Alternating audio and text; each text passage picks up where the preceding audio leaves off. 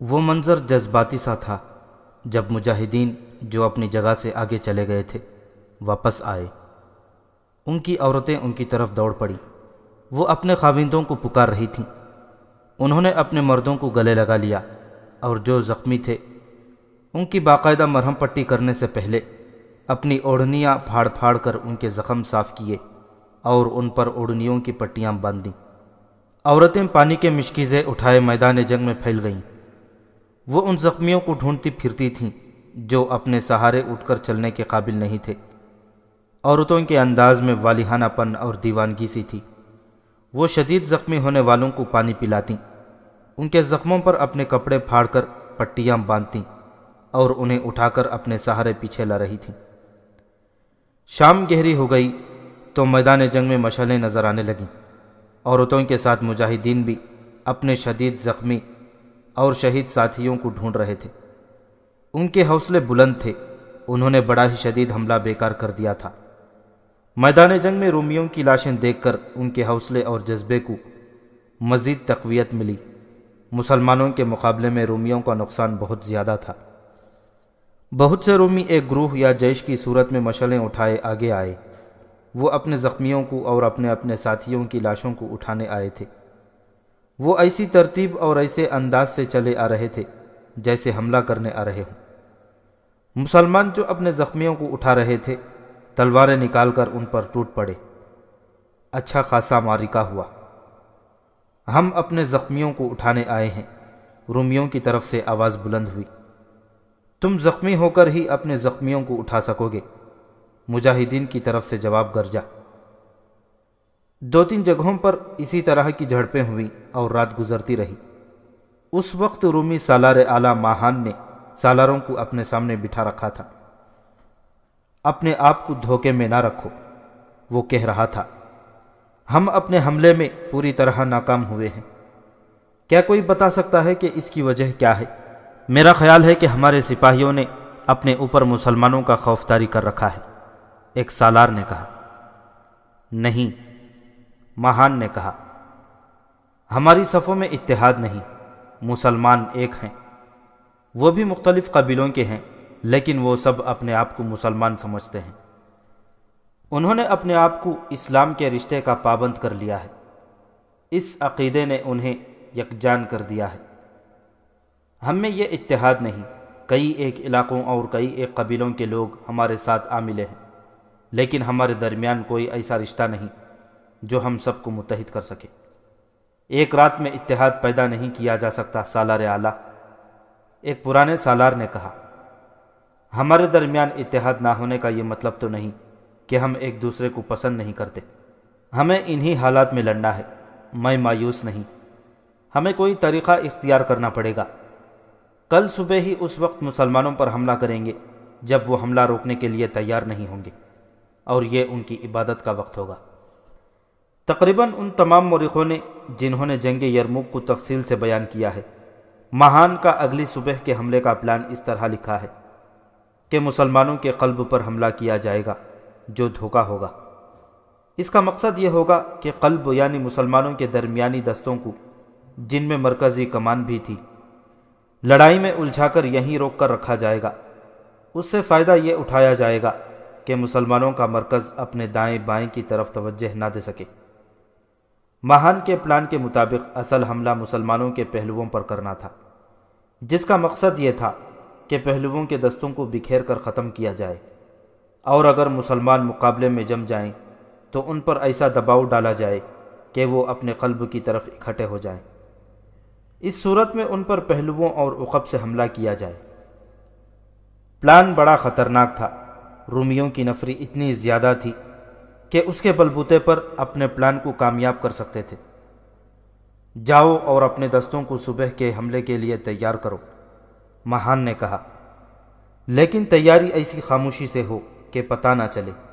مسلمانوں کے جاسوس ہمارے ارد گرد موجود ہیں۔ رات کو ہی ماہان نے اپنا خیمہ اکھڑوا دیا اور ایک چٹان کی سب سے اونچی چوٹی پر لے جا نصب کرایا۔ وہاں سے تمام تر محاذ کو وہ دیکھ سکتا تھا۔ اس نے تیز رفتار گھوڑوں والے قاصد اپنے ساتھ رکھ لیے۔ اپنا حفاظتی دستہ بھی اپنے ساتھ لے گیا۔ دستے کی نفری 2000 تھی۔ دونوں طرف کی فوجوں کے درمیان 1.5 میل کا فاصلہ تھا۔ خالد رضی اللہ تعالیٰ عنہ نے حسب معمول دشمن کی نقل و حرکت پر نظر رکھنے اور اطلاع دینے کے لیے اپنے آدمی آگے بھیج رکھے تھے، لیکن دشمن کی محاذ کی صورت ایسی تھی کہ قریب جا کر کچھ دیکھنا ممکن نہ تھا۔ اپنے آدمی بلندیوں سے دیکھتے رہتے تھے۔ مسلمان فجر کی نماز پڑھ رہے تھے۔ آگے گیا ہوا ایک آدمی دوڑتا آیا اور خالد رضی اللہ تعالیٰ عنہ کو بتایا کہ رومی تیار ہو کر ترتیب میں آ رہے ہیں۔ ترتیب کیسی ہے؟ خالد رضی اللہ تعالیٰ عنہ نے پوچھا۔ ترتیب حملے کی معلوم ہوتی ہے، جاسوس نے جواب دیا۔ پہلے دف بجے تھے، پھر ان کے دستے بڑی تیزی سے ترتیب میں آ گئے۔ سوار گھوڑوں پر سوار ہو چکے ہیں۔ ہو نہیں سکتا کہ رومی کہیں اور جا رہے ہوں، خالد رضی اللہ تعالیٰ عنہ نے کہا۔ وہ حملے کے لیے آ رہے ہیں۔ خالد کچھ پریشان بھی ہوئے، لیکن وہ حوصلہ ہارنے والے نہیں تھے۔ تیاری کا وقت نہیں تھا۔ اگر رومی تیار تھے تو انہوں نے مسلمانوں کو اس حالت میں دبوچنا تھا جب وہ تیاری کر رہے تھے۔ انہوں نے بڑی تیزی سے تمام سالاروں کو اطلاع بھجوا دی کہ دشمن کا حملہ آ رہا ہے۔ مسلمان جب تیار ہو رہے تھے، اس وقت رومی لشکر اپنے محاذ سے چل پڑا تھا۔ اس کی رفتار خاصی تیز تھی۔ رومی سالاروں کو توقع تھی کہ وہ مسلمانوں کو بے خبری میں ڈالیں گے، لیکن وہ جب قریب آئے تو مسلمان تیار تھے۔ یہ خلاف توقع اتنی جلدی تیار ہو گئے تھے۔ خالد رضی اللہ تعالیٰ عنہ نے انہیں لمبا چوڑا حکم نہیں بھیجا تھا، نہ کوئی ہدایت جاری کی تھی، صرف اتنا پیغام دیا تھا کہ دشمن کا حملہ آ رہا ہے، اپنے اپنے محاذ پر تیار رہو۔ صبح کا اجالا سفید ہو رہا تھا۔ رومی سیلاب کی طرح بڑے آ رہے تھے۔ ان کا رخ مسلمانوں کے قلب کی طرف تھا۔ ان کے بہت سے دستے دائیں اور بائیں پہلوؤں کی طرف بھی آ رہے تھے، لیکن معلوم یہی ہوتا تھا کہ وہ حملہ قلب پر کریں گے۔ خالد رضی اللہ تعالیٰ عنہ نے اپنے قلب کے دستوں کو آگے بڑھ کر دشمن کا استقبال کرنے کا حکم دیا۔ انہوں نے دفاع کا طریقہ وہی اختیار کیا کہ برچھی بازوں اور تیر اندازوں کو آگے رکھا گیا۔ رومی جو اس امید پر بہت تیزی سے آ رہے تھے کہ مسلمان بے خبر ہوں گے اور یہ بڑی آسان فتح ہوگی، مسلمانوں کو ہر لحاظ سے تیار دیکھ کر ذرا سست ہو گئے اور ان کے قدم رکنے لگے۔ انہوں نے گزشتہ روز حملہ کر کے دیکھ لیا تھا۔ مسلمان تیر اندازوں نے اتنی تیزی سے تیر چلانے شروع کر دیے کہ فضا میں ایک جال تن گیا۔ رومی رک کر پیچھے ہٹے اور تیروں کی زد سے نکل گئے۔ کچھ دیر بعد وہ ڈھالیں آگے کر کے بڑھنے لگے۔ تیر اندازوں نے ایک بار پھر تیروں کا مہ برسا دیا، لیکن اب کے رومی بڑھتے آئے، تیر کھا کھا کر گرتے بھی رہے اور وہ نیزہ بازوں تک آ پہنچے۔ رومیوں کے پاس مروانے کے لیے بہت نفری تھی۔ نیزہ بازوں نے رومیوں کو روکنے کی بھرپور کوشش کی، لیکن رومیوں کی یلغار اتنی شدید تھی کہ رک نہ سکی۔ تب قلب کے دستے آگے بڑھے اور مجاہدین نے جان کی بازی لگا دی۔ خالد رضی اللہ تعالیٰ عنہ یہ دیکھ کر کچھ حیران ہوئے کہ رومی پیچھے ہٹنے لگے ہیں۔ مجاہدین ان کے پیچھے گئے۔ خالد رضی اللہ تعالیٰ عنہ نے انہیں روک دیا۔ کچھ دیر بعد رومی پھر آگے بڑھے اور مجاہدین نے پہلے کی طرح حملہ روکا۔ خاصی خون ریزی ہوئی اور رومی پیچھے ہٹ گئے، اور اس کے بعد یہی سلسلہ چلتا رہا۔ مسلمان سالاروں کو معلوم نہیں تھا کہ ماہان کا پلان یہی ہے کہ مسلمانوں کے قلب اور محفوظہ کو الجھائے رکھو تاکہ اپنے پہلوؤں سے بے خبر رہیں اور انہیں کمک نہ دے سکے۔ خالد رضی اللہ تعالیٰ عنہ اس دھوکے کو سمجھ تو نہ سکے، لیکن انہوں نے ہر لمحہ اس طرح روکا کہ مرکزیت اور جمعیت کو درہم برہم نہ ہونے دیا۔ رومیوں نے پیچھے ہٹ کر مسلمان سالاروں کو موقع دیا کہ وہ جوابی حملہ کریں، لیکن خالد رضی اللہ تعالیٰ عنہ نے اپنے دستوں کو دفاع میں ہی رکھا۔ اس سے ان کا یہ مقصد تھا کہ رومیوں کی نفری اور نفری کی جسمانی طاقت زائل ہوتی رہے۔ خالد رضی اللہ تعالیٰ عنہ نے اپنے پہلوؤں کی طرف توجہ نہ دی۔ انہوں نے سالاروں کو بتا رکھا تھا کہ کمک کی امید نہ رکھیں۔ سالاروں کو بھی اپنی بے مائگی کا احساس تھا، اور یہ احساس اسلامی لشکر کے ہر ایک فرد کو تھا کہ صورتحال کتنی ہی دیگرگوں ہو جائے، مدد صرف اللہ کی طرف سے ملے گی۔ رومیوں کے اصل حملے تو مسلمانوں کے پہلوؤں پر ہو رہے تھے۔ جو ماہان کے پلان کے عین مطابق تھے۔ دائیں پہلو پر یوں ہوا کہ رومیوں نے وہاں بڑا تیز حملہ کیا۔ اس پہلو کی کمان عمرو بن عاص رضی اللہ تعالیٰ عنہ کے پاس تھی۔ مجاہدین نے یہ حملہ نہ صرف روک لیا بلکہ دشمن کو پسپا کر دیا۔ دشمن نے یہ حملہ کرنے والے دستوں کو پیچھے کر کے دوسرا حملہ تازہ دم دستوں سے کیا۔ یہ پہلے حملے سے زیادہ شدید تھا۔ مسلمانوں نے اس کا بھی مقابلہ کیا لیکن ان کے جسم شل ہو گئے۔ انہوں نے رومیوں کو اس سے کہیں زیادہ نقصان پہنچایا جتنا رومیوں نے انہیں پہنچایا تھا، اور انہوں نے اس حملے کا دمخم توڑ دیا۔ رومی بری طرح ناکام ہو کر پیچھے ہٹ گئے، لیکن مسلمانوں کی جسمانی حالت ایسی ابتر ہو گئی کہ وہ مزید لڑنے کے قابل نہ رہے۔ رومیوں نے تیسرا حملہ تازہ دم دستوں سے کیا۔ اب کے حملہ آوروں کی نفری بھی زیادہ تھی۔ مسلمانوں نے جذبے کے زور پر حملہ روکنے کی کوشش کی، مگر جسم ہی ساتھ نہ دیں تو جذبہ ایک حد تک ہی کام آ سکتا ہے۔ وہ حد ختم ہو چکی تھی۔ مسلمانوں کے پاؤں اکھڑ گئے، ان کی ترتیب اور تنظیم ٹوٹ گئی۔ بیشتر اس طرح پسپا ہوئے کہ خیمہ گاہ تک جا پہنچے، اور جنہوں نے پسپائی کو قبول نہ کیا وہ درمیانی دستوں یعنی قلب کی طرف جانے لگے۔ سالار عمرو بن عاص رضی اللہ تعالیٰ عنہ بھاگنے والوں میں سے نہیں تھے۔ ان کے پاس محفوظے میں 2000 سوار تھے جو وہاں موجود رہے۔ عمرو بن عاص رضی اللہ تعالیٰ عنہ نے ان 2000 سواروں سے رومیوں پر حملہ کر دیا۔ اس کی قیادت عمرو بن عاص رضی اللہ تعالیٰ عنہ نے خود کی۔ سواروں نے حملہ بہت تیز اور سخت کیا اور رومیوں کو کچھ پیچھے ہٹا دیا، لیکن رومیوں نے تازہ دم دستے آگے لا کر ان 2000 مسلمان سواروں کا حملہ ناکام کر دیا اور اتنا دباؤ ڈالا کہ مسلمان سوار منہ مڑ گئے۔ وہ تو جیسے بڑے ہی تیز و تند سیلاب کے بھنور میں پھنس گئے ہوں۔ یہ بھی ان کی بہادری تھی کہ وہ لڑائی میں سے زندہ نکل آئے اور خیمہ گاہ کی طرف چلے گئے۔ دشمن کو پیٹھ دکھانے والوں پر اللہ کی لعنت، یہ مسلمان عورتوں کی آوازیں تھیں جو خیموں کے ڈنڈے ہاتھوں میں لیے کھڑی تھیں۔ عورتوں نے بھاگ آنے والے مسلمانوں پر لعن طعن اور طنز کے تیر برسائے، اور 2 مورخوں کے مطابق بعض کی عورتوں نے ڈنڈے بھی مارے۔ خدا کی قسم، مسلمان خاوند اتنے بے غیرت نہیں ہو سکتے۔ یہ بیویوں کی آوازیں تھیں۔ وہ اپنے خاوندوں سے چلا چلا کر کہہ رہی تھیں، کیا تم ہمارے خاوند ہو جو ہمیں غیر مسلموں سے محفوظ نہیں رکھ سکتے؟ اس دور کے عربی رواج کے مطابق چند ایک مسلمان عورتوں نے دف اٹھا کر ان کی تال پر گیت گانا شروع کر دیا۔ یہ کوئی باقاعدہ ترانہ نہیں تھا، عورتوں نے خود گیت گھڑ لیا اور گانے لگیں، ہائے تمہاری غیرت کہاں گئی اپنی ان بیویوں کو جو خوبصورت ہیں، نیک بھی ہیں، حقیر اور ناقابل کفار کے پاس چھوڑ کر بھاگ رہے ہو، اس لیے کہ کفار ان کو اپنی ملکیت میں لے لیں، ان کی عصمتوں کی بے حرمتی کریں اور ان کو ذلیل اور خوار کر دیں۔ مسلمان پسپائی میں حق بجانب تھے۔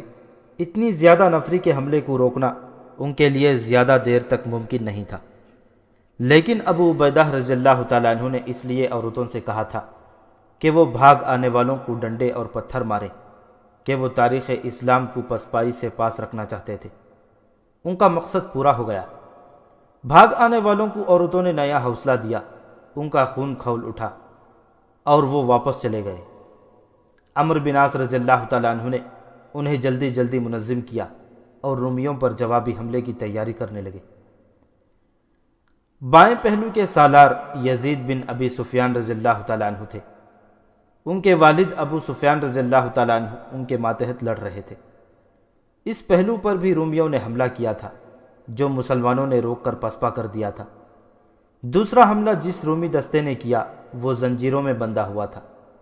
10 سپاہی ایک ایک زنجیر کے ساتھ بندھے ہوئے تھے۔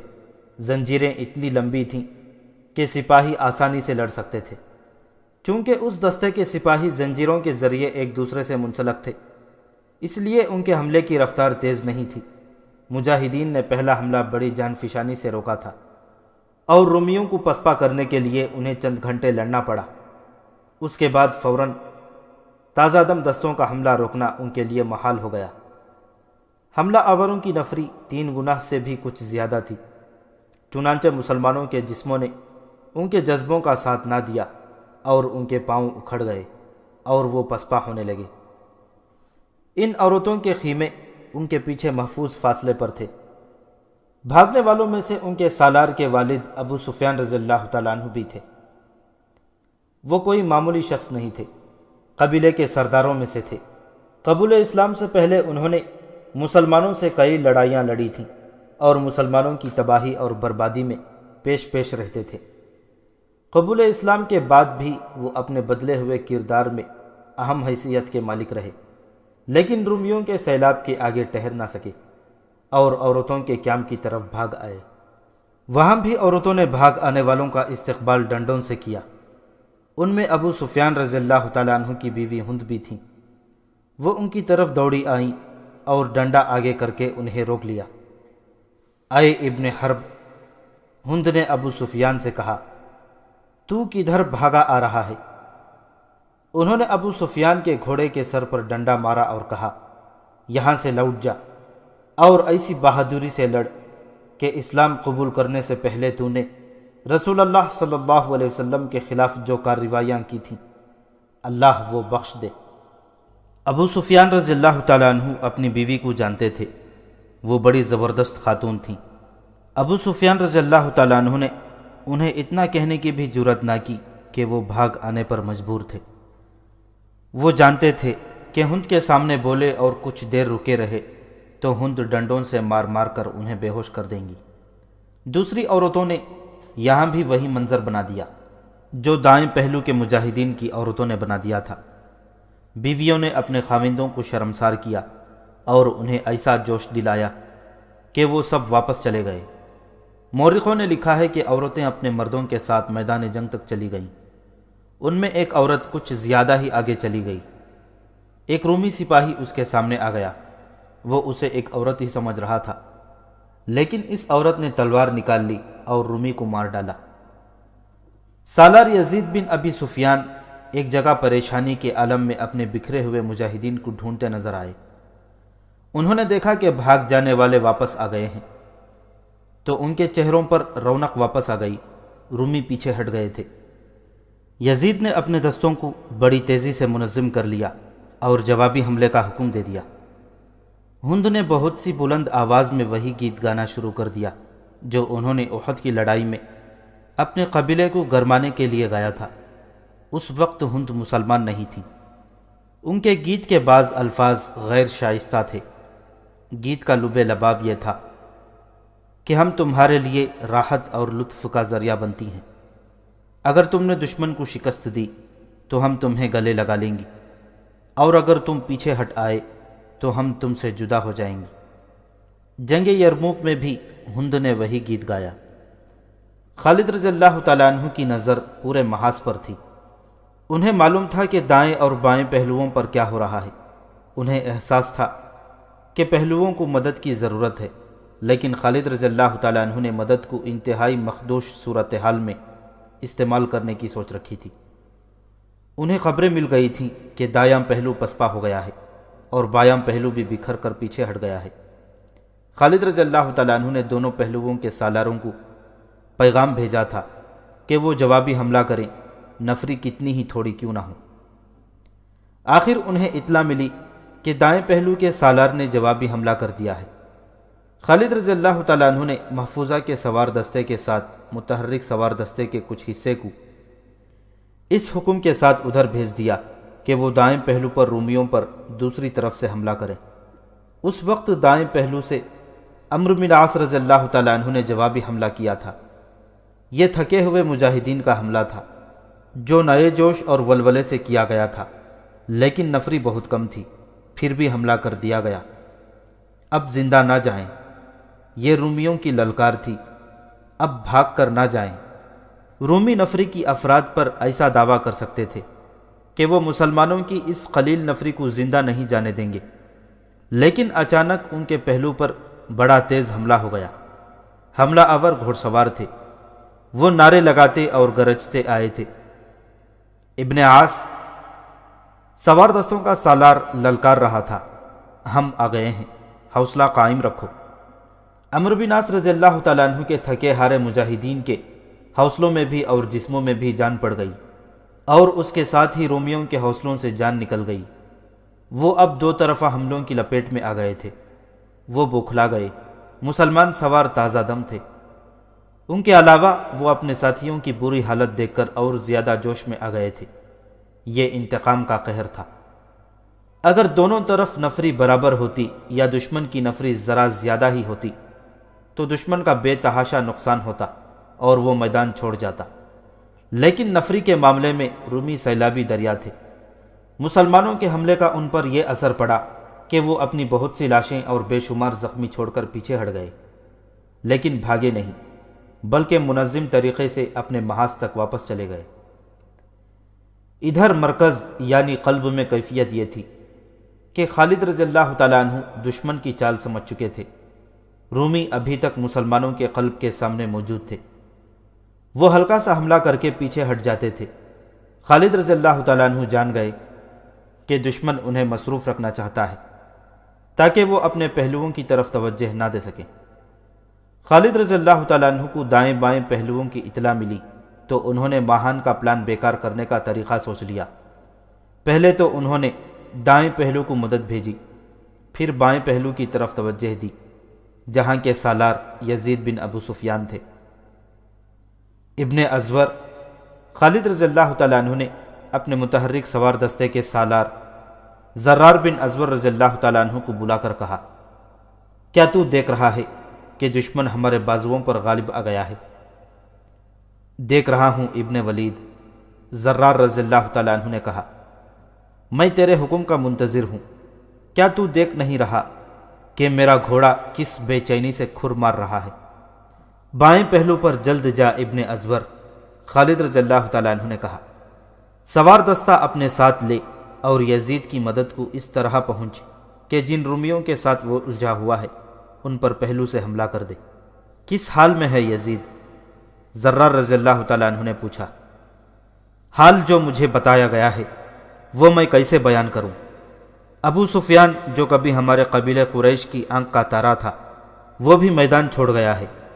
دوسری اطلاع ملی ہے کہ بھاگ آنے والے پھر آگے چلے گئے ہیں، لیکن تو جانتا ہے کہ حوصلہ ایک ضرب کھا لے تو دوسری ضرب کھانے کی تاب نہیں رہتی۔ اللہ ہم سب کو حوصلہ دے، زرار بن ازور نے کہا۔ زرار تاریخی جنگجو تھے۔ دل میں اللہ اور رسول صلی اللہ علیہ وسلم کا عشق، زبان پر اللہ اور رسول کا نام، اور ان کی تلوار اللہ کے نام پر چلتی تھی۔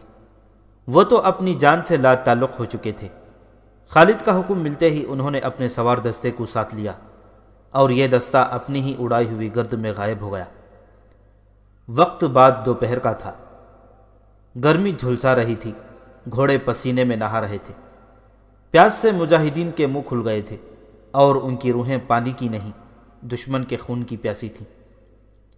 زرار کے دستے نے ان رومیوں پر ایک پہلو سے حملہ کیا جنہیں یزید نے اپنے حملے میں الجھا رکھا تھا۔ یہ رومی زنجیر بند تھے۔ انہیں پہلی بار احساس ہوا کہ زنجیریں نقصان بھی دے دیا کرتی ہیں۔ پہلے بتایا جا چکا ہے کہ 10 آدمی ایک ہی زنجیر میں بندھے ہوئے ہوتے تھے۔ انہوں نے جب حملہ کیا تھا تو ان کی رفتار زنجیروں کی وجہ سے سست تھی۔ اب ان پر زرار نے حملہ کیا تو وہ پیچھے ہٹنے لگے۔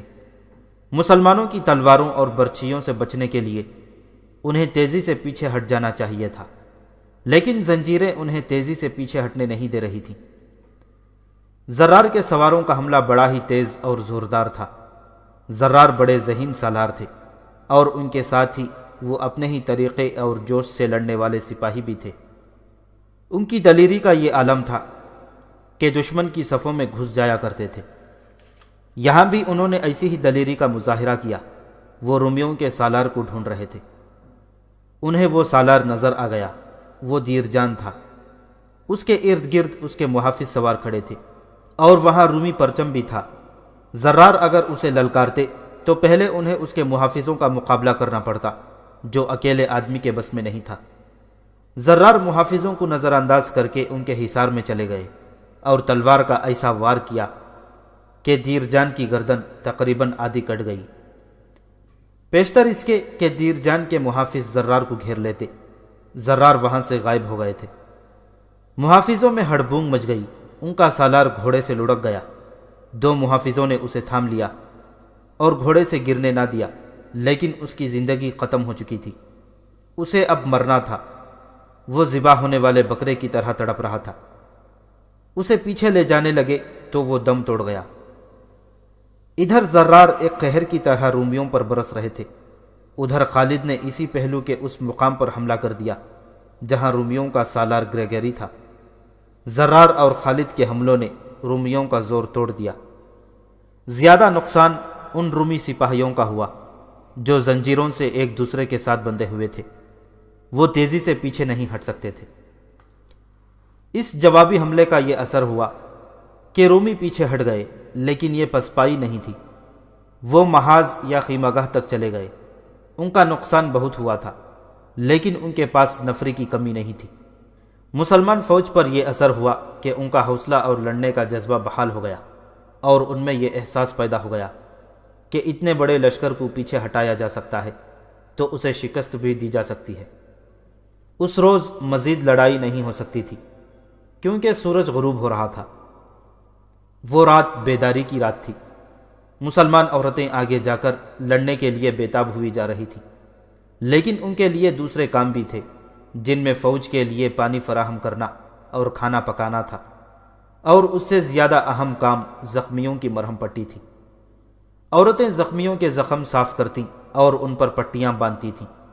ان کے انداز میں جو خلوص تھا اور جو اپنائیت تھی، اس سے زخمیوں کے حوصلے اور زیادہ مضبوط ہو گئے۔ ان میں جو اگلے روز لڑنے کے قابل نہیں تھے، وہ بھی لڑنے کو تیار ہو گئے۔ مجاہدین رات کو اپنے ساتھیوں کی لاشیں ڈھونڈتے اور پیچھے لاتے رہے۔ کچھ زخمی بے ہوش پڑے تھے، انہیں بھی انہوں نے ڈھونڈ ڈھونڈ کر اٹھایا اور پیچھے لے آئے۔ ادھر ماہان نے اپنے سالاروں کو اپنے سامنے بٹھا رکھا تھا۔ میں شہنشاہ ہرقل کو کیا جواب دوں گا؟ وہ سخت برہم تھا۔ تم ہی بتاؤ کہ میں شہنشاہ کو کیا بتاؤں کہ ان چند ہزار مسلمانوں کو ہم اپنے گھوڑوں کے قدموں تلے کچل کیوں نہیں سکے؟ کوئی سالار اسے تسلی بخش جواب نہ دے سکا۔ ہمارا ایک سالار بھی مارا گیا ہے، ماہان نے کہا۔ کیا تم نے ان کے کسی سالار کو قتل کیا ہے؟ اس کے تمام سالار خاموش رہے۔ قورین، اس نے اپنے ایک سالار قورین سے کہا، تم سالار دیرجان کے دستے لے لو اور سوچ لو کہ پسپا ہونا ہے تو زندہ میرے سامنے نہ آنا، آگے ہی کہیں مارے جانا۔ اس نے تمام سالاروں سے کہا، کل کے سورج کے ساتھ مسلمانوں کا سورج بھی غروب ہو جائے، ہمیشہ کے لیے۔ ماہان نے مسلمانوں کو اگلے روز ختم کر دینے کا نیا پلان بنایا اور سالاروں کو سمجھایا۔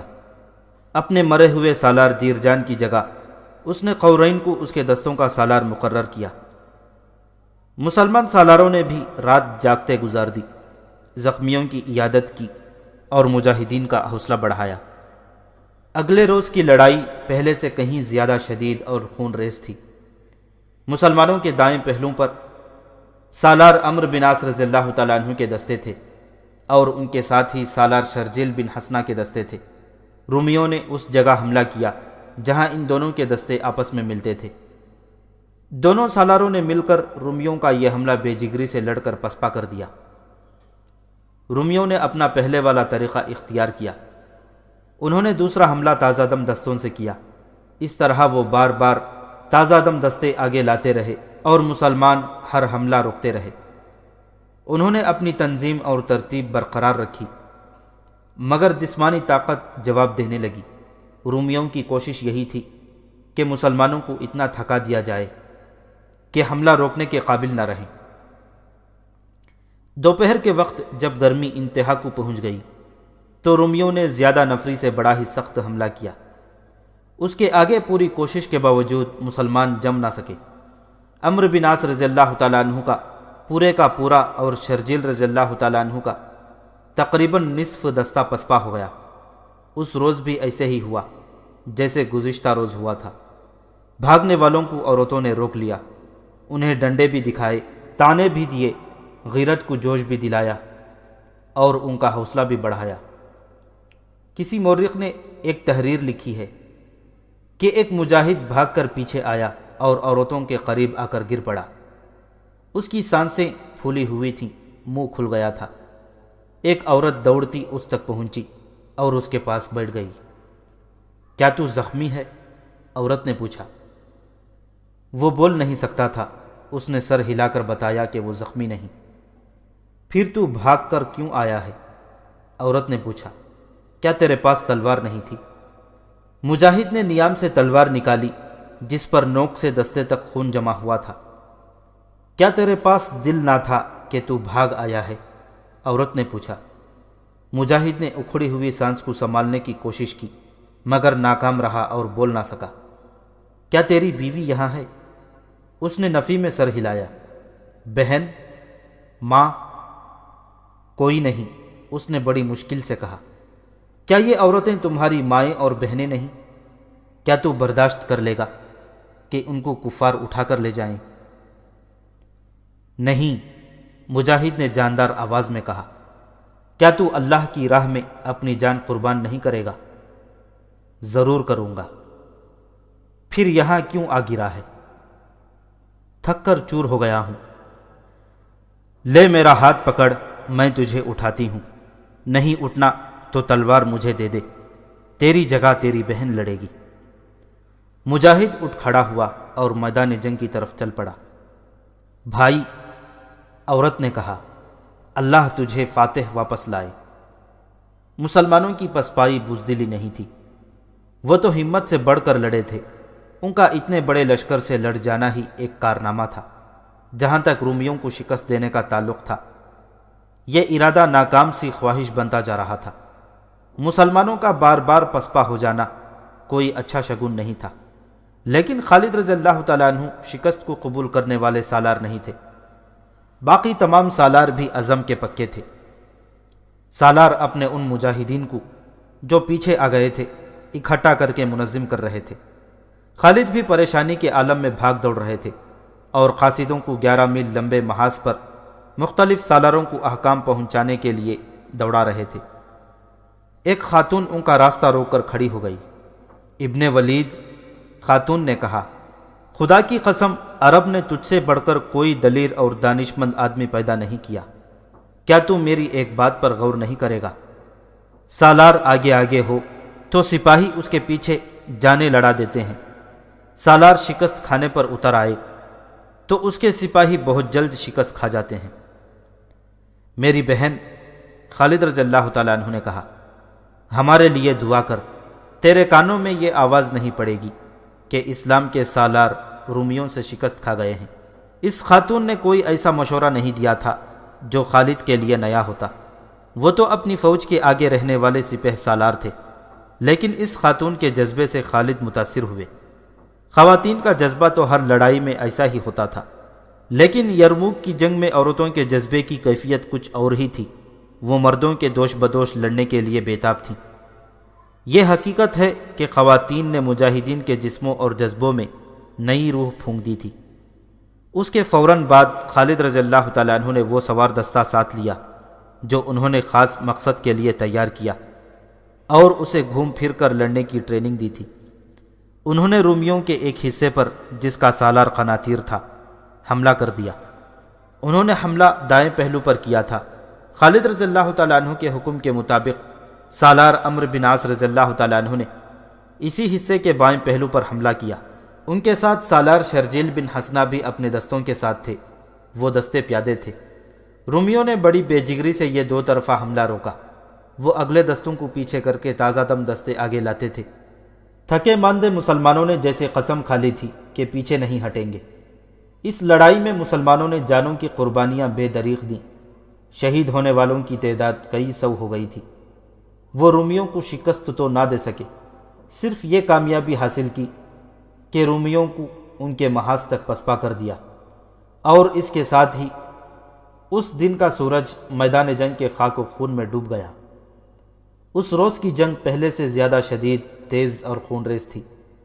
یہ پہلی جنگ تھی جس میں مسلمان صرف ایک دن میں سینکڑوں کے حساب سے شہید ہوئے، اور زخمیوں کا تو کوئی حساب نہ تھا۔ تاریخ میں صحیح اعداد شمار نہیں ملتے۔ رومیوں کا جانی نقصان مسلمانوں کی نسبت بہت زیادہ تھا۔ لڑنے کے جذبے اور حوصلے کی کیفیت یہ تھی۔ کہ مسلمانوں میں خود اعتمادی بحال ہو گئی تھی، حالانکہ ان کی تعداد خاصی کم ہو گئی تھی اور انہیں کمک ملنے کی توقع نہیں تھی۔ ان کا حوصلہ اسی کامیابی سے قائم ہو گیا تھا کہ وہ پسپا نہیں ہوئے تھے، بلکہ انہوں نے رومیوں کو پسپا کر دیا تھا۔ رومیوں میں مایوسی پیدا ہو گئی تھی، کیونکہ انہیں توقع تھی کہ اتنے بڑے لشکر سے تو پہلے دن ہی مسلمانوں کو تحقیق کر کے خالد کو زندہ پکڑ لیں گے، لیکن تیسرا دن گزر گیا تھا، مسلمان پیچھے ہٹتے اور پھر حملہ کر دیتے تھے، ہار مانتے ہی نہیں تھے۔ رومیوں کے سالار اعلیٰ کی ذہنی حالت تو بہت ہی بری تھی۔ اس نے آج رات پھر سالاروں کو بلایا اور ان پر برس پڑا۔ وہ ان سے پوچھتا تھا کہ کیا وجہ ہے کہ وہ مسلمانوں کو ابھی تک شکست نہیں دے سکے۔ سالاروں نے اپنا اپنا جواز بیان کیا، لیکن ماہان کا غصہ اور تیز ہو گیا۔ آخر رومی سالاروں نے حلف اٹھایا کہ وہ اگلے روز مسلمانوں کو شکست دے کر پیچھے آئیں گے۔ گزشتہ رات کی طرح آج کی رات بھی خالد اور ابو عبیدہ رضی اللہ تعالیٰ عنہ مجمعین تمام تر محاذ پر پھرتے رہے۔ خالد رضی اللہ تعالیٰ عنہ نے حکم دیا کہ جو زخمی چل پھر سکتے ہیں وہ اگلے روز کی لڑائی میں شامل ہوں گے۔ عورتیں زخمیوں کی مرہم پٹی کرتی رہیں۔ رات کے آخری پہر عورتیں اکٹھی ہوئیں۔ ابو سفیان کی بیوی ہند اور زرار بن ازور کی بہن خولہ نے عورتوں کو بتایا کہ کل کا دن فیصلہ کن دن ہوگا، اور اپنے آدمیوں کی جسمانی حالت ہم سب دیکھ رہی ہیں۔ ہند نے کہا، مجھے اپنی شکست نظر آ رہی ہے اور کمک نہیں آ رہی۔ اب ضرورت یہ ہے کہ تمام عورتیں لڑائی میں شامل ہو جائیں۔ کیا ہمارے مرد ہمیں اپنی صفوں میں شامل ہونے دیں گے؟ ایک عورت نے پوچھا۔ ہم مردوں سے اجازت نہیں لیں گی، ہند نے کہا، وہ اجازت نہیں دیں گے۔ کیا تم سب لڑنے کے لیے تیار ہو؟ تمام عورتوں نے جوش و خروش سے کہا کہ وہ کل مردوں سے پوچھے بغیر میدان جنگ میں کود پڑیں گی۔ اگلے روز کے لیے رومیوں نے جنگ کی جو تیاری کی وہ بڑی خوفناک تھی۔ مسلمان خواتین نے ہتھیار نکال لیے، کل انہیں بھی میدان میں اترنا تھا۔